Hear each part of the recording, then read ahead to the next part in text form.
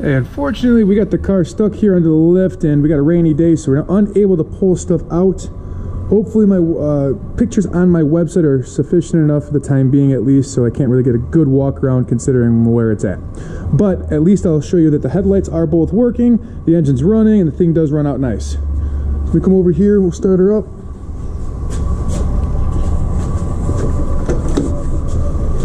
Interior lights are working.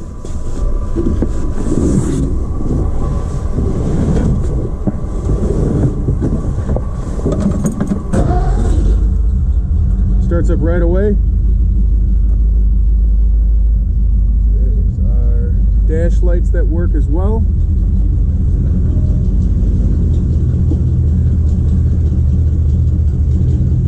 Got both the brake lights working in it back there.